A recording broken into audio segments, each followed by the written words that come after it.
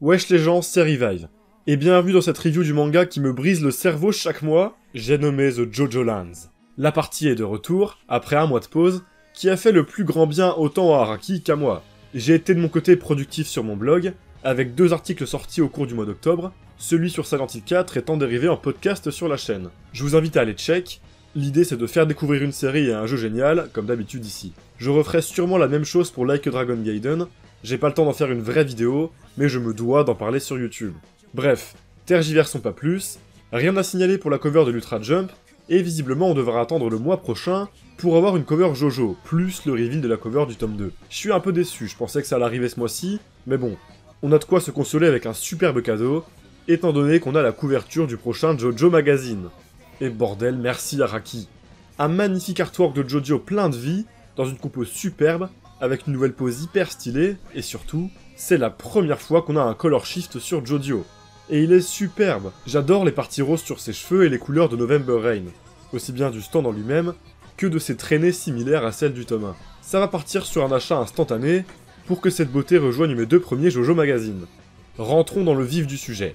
Notre chapitre se nomme donc Le propriétaire de la lave, induisant un chapitre tournant autour de l'attaque de l'homme traquant nos héros, et d'un reveal de son identité, enfin. Ou tout du moins, une réflexion autour de qui est le propriétaire de cette lave. On va voir ce qu'il en est. En tout cas, la cover est pas spécialement dingue ce mois-ci, ça fait plaisir d'avoir Dragona, certes, mais y a rien de transcendant dans la compo. Enfin, c'est pas grave, Araki a tout mis sur le Jojo Magazine, et il a raison. Allez, il est temps de retourner à Hawaï, et de comprendre ce que foutent ces foutus chats dans ce foutu sac.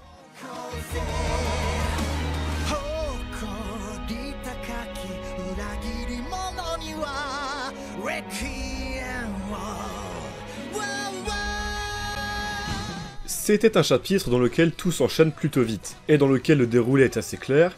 Alors, une fois n'est pas coutume pour ces reviews Jojo Lands, et à vrai dire, je pense que ça va devenir la norme parce que c'est bien mieux comme ça et plus simple, je vais revenir sur les événements du chapitre chronologiquement. Avant toute chose, je tenais à commencer cette review en faisant mon mea culpa, et ce, oralement. Si vous avez l'habitude de check mes posts dans la communauté, ou si vous me suivez sur Twitter, vous avez sûrement vu que je rectifiais 2 de mes dires dans la vidéo. J'étais en effet passé à côté de certains détails, ce qui changeait complètement le sens de mon analyse, et ça m'a mis dans l'embarras. Pour ma défense, c'était quand même incroyablement subtil et sournois. Vous êtes très peu nombreux à avoir capté dans les commentaires d'ailleurs, mais ça reste pas pro du tout, ça se reproduira plus, c'est promis. Je reviendrai sur ces 2 erreurs et ces corrections en temps et en heure, lorsqu'on abordera ces éléments dans la review. Pour l'heure, alors que Jojo et Paco viennent de recevoir un funeste cadeau, qu'on s'attendait à ce que ça parte en couille direct, Barbara Ann appelle son fils pour prendre des nouvelles au calme. J'aime énormément cette scène d'intro.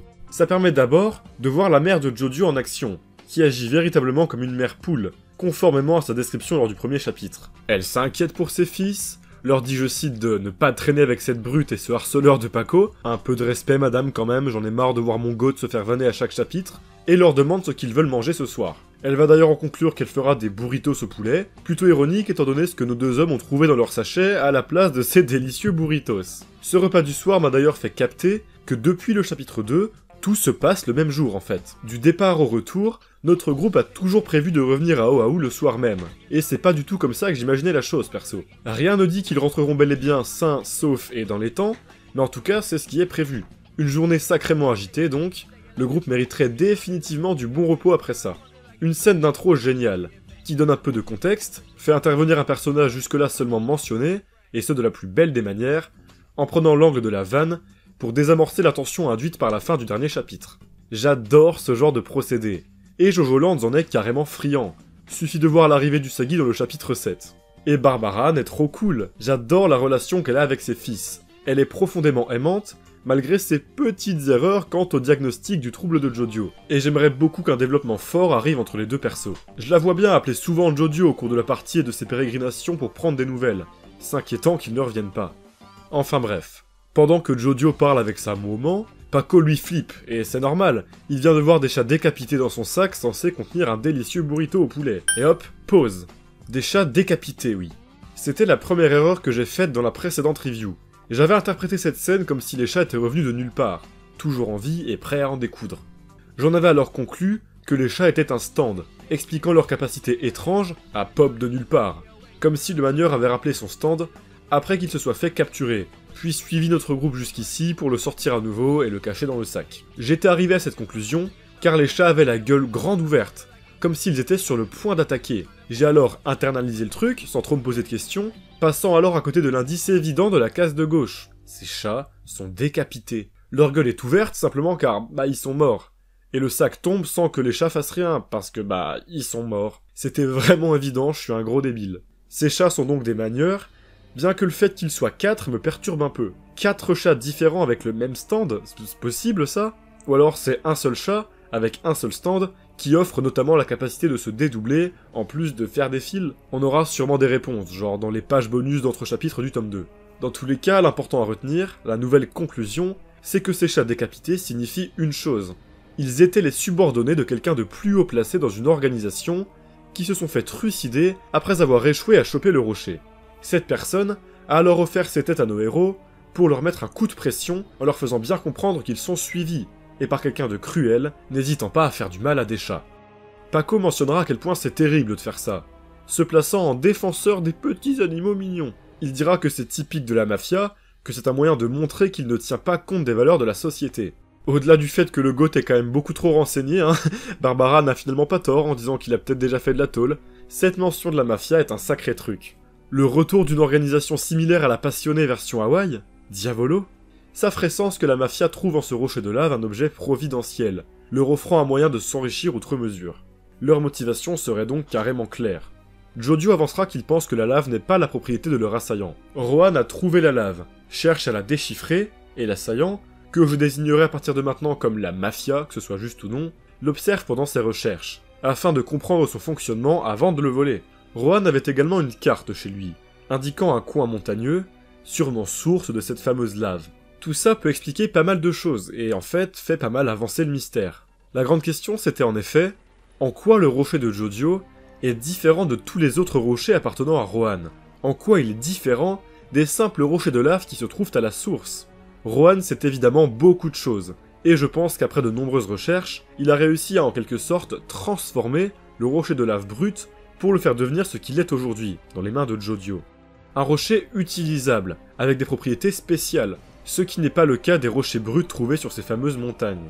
La mafia observait donc sûrement Rohan, jusqu'à ce que ce dernier réussisse à faire quelque chose de la lave. Quoi exactement? Comment? Pourquoi? J'en sais rien, mais en tout cas, c'est la théorie que je défends à présent. Rohan a appris des trucs sur une lave au pouvoir étrange, par un intermédiaire pour l'instant inconnu, est allé en chercher à la source, et s'est installé dans une villa à Hawaï, dans le but de les étudier, puis les transformer pour réveiller leurs propriétés latentes. Jodio, ayant donc déduit les mêmes choses que nous, refuse complètement de rendre la lave à l'assaillant. Il n'en est pas le propriétaire, c'est la trouvaille de Rohan, et il lui a promis qu'il en prendrait soin. C'est aussi une question de bon sens, la mafia est forte, elle veut leur peau, et ils sont obligés de leur faire face en étant entièrement résolus. Ce ne sont plus de simples voleurs ou dealers, ils se sont lancés dans une entreprise de la plus haute dangerosité. J'ai adoré ce moment de déter ultime pour un Jodio plein de charisme, qui marque définitivement un tournant dans le manga. Les choses sérieuses commencent, le mécanisme est pleinement enclenché, et nos héros vont devoir se battre pour leur survie. Ce qui aurait dû n'être qu'une mission de casse, se transforme en véritable épopée dangereuse, comme Jodio l'avait pressenti dans le premier chapitre. Maintenant, on est en plein dedans, et on comprend pourquoi. Changeons de plan pour retrouver les protagonistes du deuxième cliffhanger, Dragona et Usagi.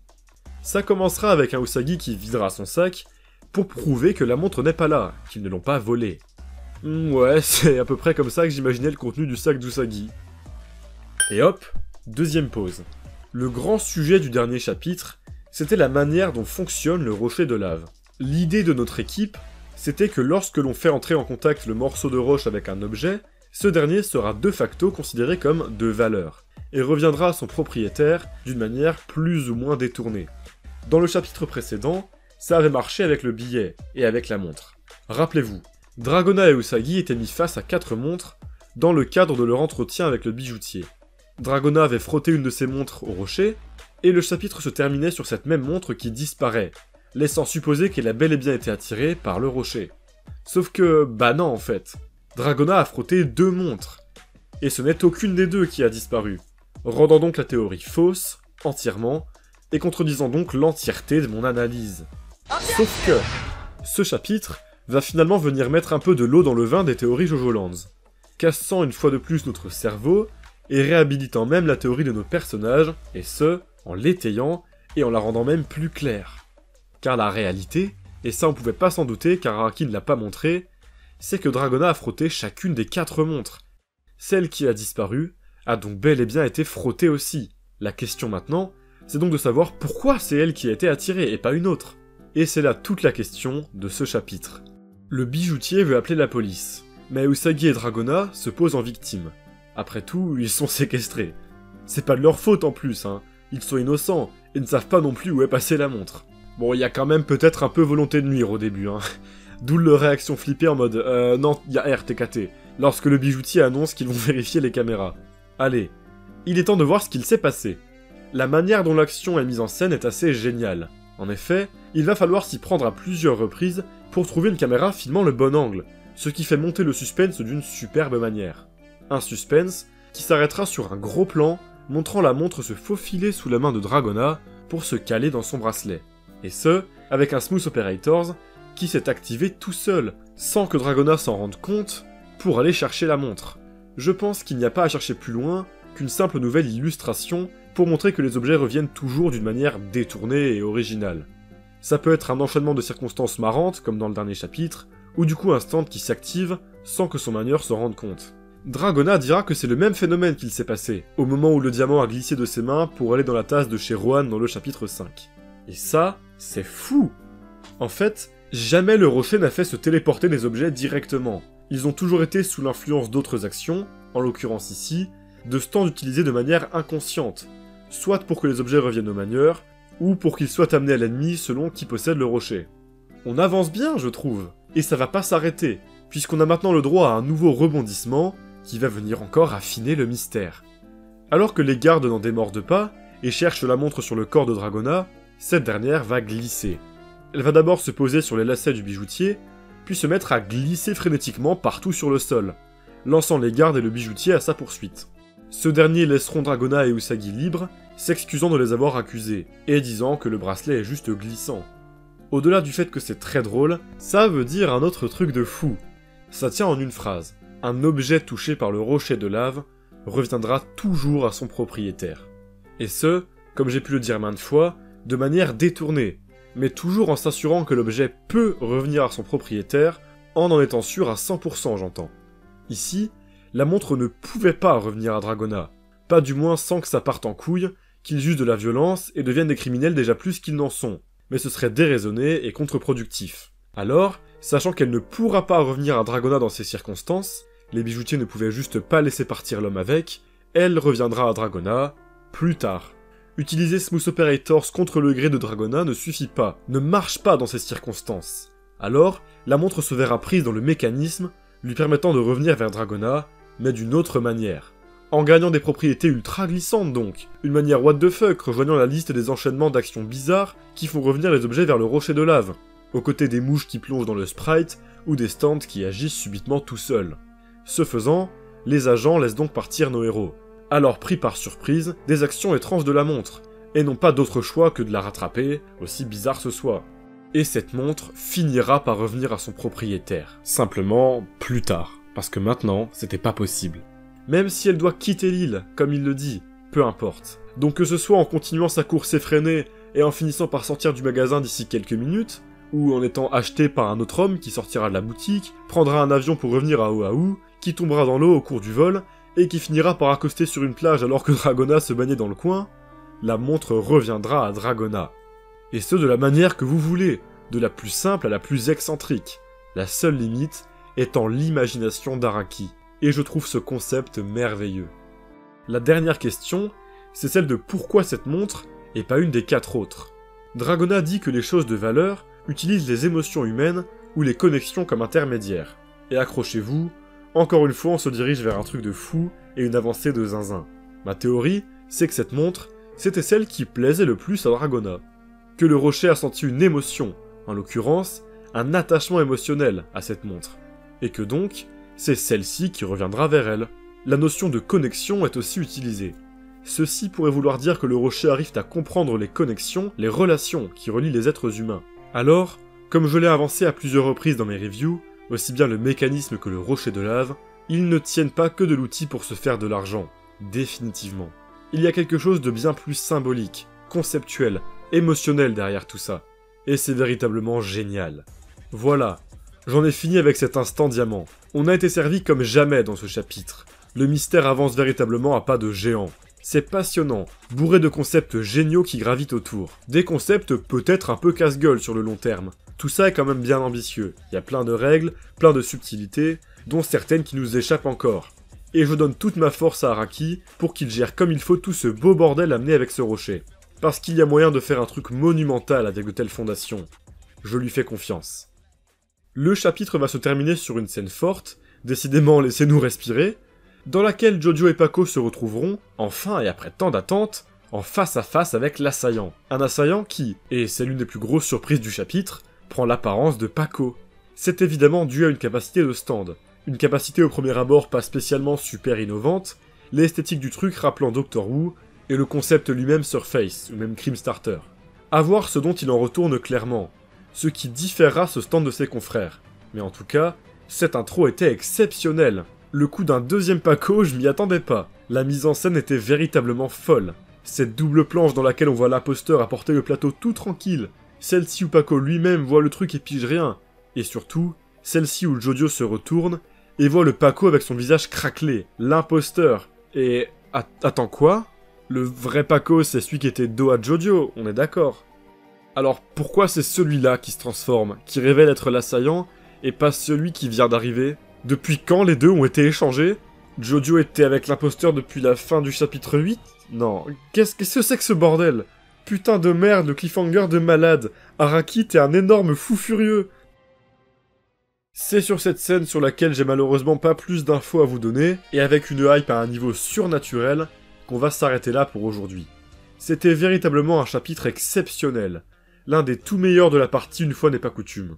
Des développements de personnages inattendus, un découpage et des doubles planches merveilleux, mention spéciale à l'imposteur de Paco, induisant autant de menaces inquiétantes que de classes sans nom, des personnages toujours aussi drôles et doux dans leur interaction entre eux, des révélations et avancées de malades sur le rocher, de par des concepts merveilleux, une mise en scène géniale, qui vient nous retourner le cerveau du début à la fin, un cliffhanger d'une force rare. Araki est carrément en train de jouer avec nous. Il rigole dans son coin, en nous voyant tomber dans tous les pièges, essayer de déceler la vérité, et de comprendre le bordel qu'il se passe depuis des mois et des mois, en poussant le curseur du mindfuck toujours un cran au-dessus à chaque chapitre. Et ce, tout en restant cohérent depuis le début, la preuve étant les nombreuses allusions aux précédents chapitres. Tout est inattendu, tout vient nous prendre par surprise, et c'est génial à chaque fois. C'est exceptionnel, cette partie est fascinante, bordel de merde. Quel plaisir j'ai chaque mois à décortiquer ça, et à me péter le cerveau avec vous, vous avez pas idée. J'espère que cette partie vous plaît tout autant qu'à moi, parce qu'elle mérite définitivement bien plus de hype et de succès à mon humble avis. The Jojo Lands, c'est merveilleux. Ah, vivement mi-décembre. Et bien voilà, cette review est désormais terminée. J'espère qu'elle vous aura plu, ça aurait été un vrai kiff à faire celle-ci. Le chapitre était génial, vraiment un bonheur à analyser, à décortiquer. Et ça me fait trop plaisir, surtout après une review comme celle de la dernière fois, où j'avais dit un peu de conneries. Là, je pense m'être bien rattrapé, je suis très content de ce que j'ai pu faire. Et ça m'a en tout cas beaucoup plu. Dites-moi ce que vous avez pensé de la vidéo ainsi que du chapitre en commentaire. Comme d'habitude, j'adore discuter avec vous.